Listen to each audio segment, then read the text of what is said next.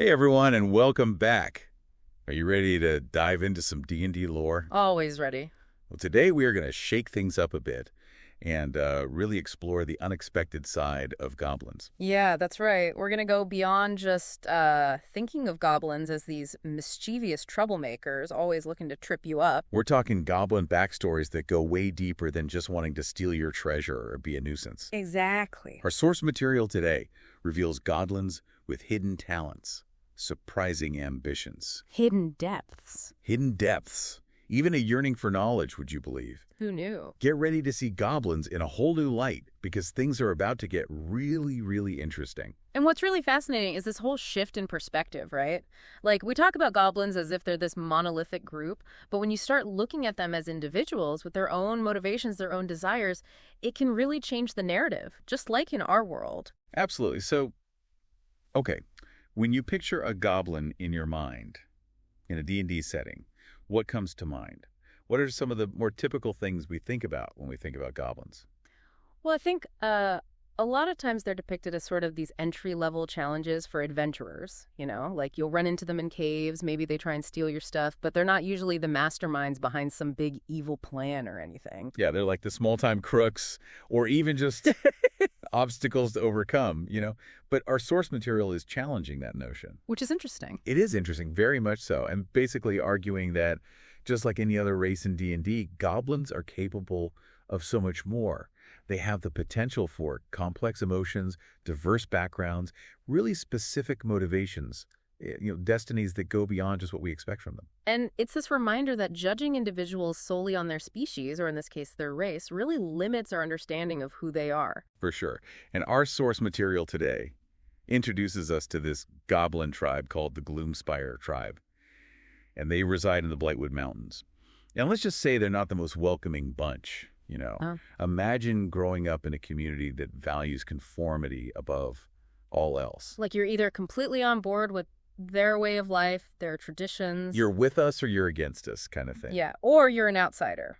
You're suspect. Which I think makes the stories of those goblins who don't quite fit in even more intriguing. Definitely. And the source specifically talks about how being different, whether it's possessing a knack for magic or simply having a love for knowledge, is met with suspicion and distrust by the Gloomspire tribe. It's almost as if they see anything outside of their norms as a threat to their entire way of life. Right, which makes you wonder, what happens to those goblins who don't fit this mold? What becomes of their story? And this is where things get really interesting. It always does. It does. The source tells the story of a goblin named Grick, and he's a part of this Gloomspire tribe, but he doesn't crave power or treasure. Which is usually what we think goblins are after, right? Exactly. But no, he craves knowledge, something generally unheard of for his kind. And he is fascinated by the world beyond the Blightwood Mountains. And this thirst for knowledge leads him down a path no one could have predicted. No, that's a story. So picture this. Grick ventures out beyond the familiarity of his tribe, right? Oh. He's curious, Mm-hmm. and he stumbles upon something extraordinary. Ooh, what is it? A hidden mage's lair. Oh, wow. Can you imagine? That changes things. This lair is filled with ancient books, scrolls covered in arcane symbols. It's like a whole secret history. And this discovery completely changes Grick's life. I bet it did. Talk about a life-changing discovery. And the Gloomspire tribe, they don't exactly throw Grick a party for this newfound passion for knowledge, right? No, probably not. They see his pursuit of knowledge as a threat. Something that could upset their carefully ordered lives. It's a classic tale, though, isn't it? It really is. The fear of the unknown leading to this rejection and exclusion. And sadly, we see it happen all too often, both in fantasy and reality. Sad but true. And ultimately, Grick's pursuit of knowledge leads to his exile from the Gloomspire tribe. He's cast out, deemed an outcast. Which in a way could be a blessing in disguise, right? It could. How so? Well, he's free to learn and explore without the limitations of his tribe, but it's also a dangerous world out there, especially for a goblin alone. Yeah, that's true. It's a double-edged sword for sure. But Grick has a powerful tool at his disposal. The knowledge he's gained from that hidden mage's lair. And that knowledge is about to lead him to an unlikely encounter and a friendship that challenges everything we thought we knew about goblins and elves. Oh, and that's where we'll pick up when we return. And we are back. We left off with Grick, our knowledge-seeking goblin, venturing out on his own, armed with the wisdom he gleaned from that hidden mage's lair. Mm-hmm. But his story takes a darker turn, doesn't it? It does. You see, Grick's story isn't just about curiosity and defying expectations. It's also about loss and the complexities of seeking justice. Remember how he's from the Gloomspire tribe? Right. Well, the source material also introduces us to Glimmerfen, a peaceful goblin settlement tucked away in the Ironspine Mountains where Grick actually grew up. Ah, Glimmerfen. It's described as this idyllic little community hidden away from the prejudice and dangers of the outside world. Exactly, and the source really emphasizes that stark contrast between the peace of Glimmerfen and the harsh realities that exist beyond its borders. And this is where Grick's story becomes especially poignant because this peaceful haven, this place that he called home, is brutally attacked by adventurers. And not just any adventurers, right? Yeah. The source points out that these individuals were driven by greed, by that age-old stereotype of goblins hoarding treasure. It's a tragic reminder that prejudice can have very real and devastating consequences, you know? It's easy to buy into stereotypes, to view an entire group as one-dimensional, but Grick's story really forces us to confront the very real individuals whose lives are shattered by that kind of callous disregard. It's heartbreaking, because Grick loses everything. His family, his friends, his home, all because of this senseless violence fueled by prejudice and greed. And this is where Grick's story takes that darker turn we talked about. Imagine the pain, the anger, the utter devastation of losing everything you've ever known in one fell swoop. This loss, it becomes a turning point for Grick. The joy of discovery he once felt, it's overshadowed by an all-consuming desire for vengeance. Yeah, it's a natural human reaction, isn't it? To want to seek justice, to make things right after experiencing such a profound loss. But the source material makes us question, can revenge ever truly heal those wounds? Or does it simply perpetuate the cycle of violence? That's the question that Grick grapples with, and honestly, it's something that we see mirrored in our own world time and time again. Not too often. Yeah, can we break free from these cycles of violence, or are we destined to repeat the mistakes of the past? Big questions. So, Grick dedicates himself to honing his skills, becoming a formidable warrior. He learns combat, stealth, even the deadly arts of poisons and traps.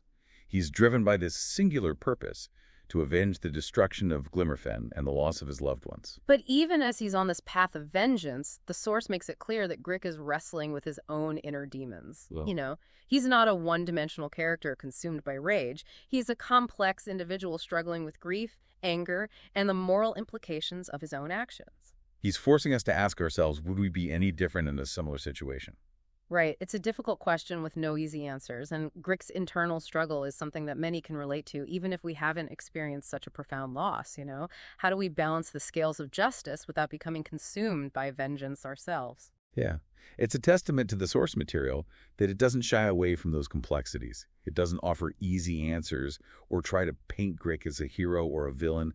He's both. And that's what makes his story so powerful and thought-provoking. Absolutely.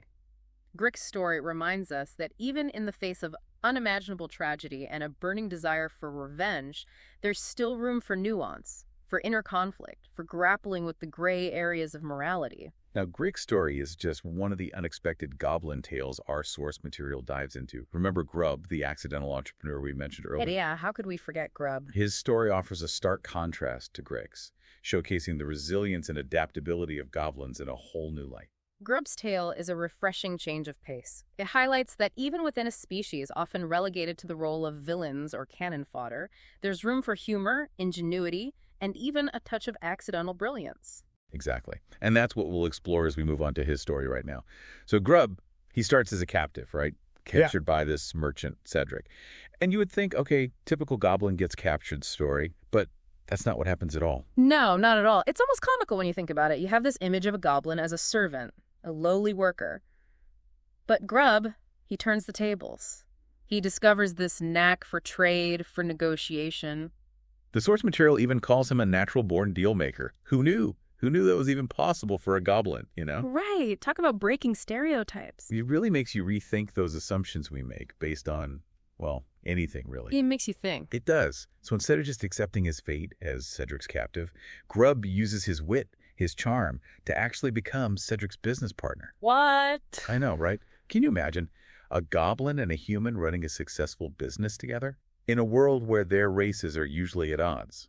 It's kind of heartwarming when you think about it. It's a powerful message about collaboration, about understanding, even when the odds are stacked against it. Plus, you've got to admire Grubb's hustle, his entrepreneurial spirit. Oh, absolutely. It really makes you think about success and ambition and the different forms it can take. It's not always about conquering dungeons or amassing hordes of treasure. Sometimes it's about building something new, bridging divides, proving everyone wrong. Well said. And that's exactly what Grubb does. He becomes this successful merchant. He's traveling far and wide, experiencing all these different cultures. He even starts using his influence to try and improve relations between goblins and other races. Like a one-goblin chamber of commerce, building those bridges through trade and shared experiences. Goblins, man, they contain multitudes. They really do. Yeah. And speaking of defying expectations, let's not forget Ricket, the lost heir to the Goblin Kingdom of Scragglewood. Ah, Ricket. Talk about a glow-up waiting to happen. Eh. He grows up completely unaware of his royal lineage, just living a normal life in the Moonshine Isles. It's a classic case of mistaken identity. This totally ordinary goblin who discovers he's destined for greatness.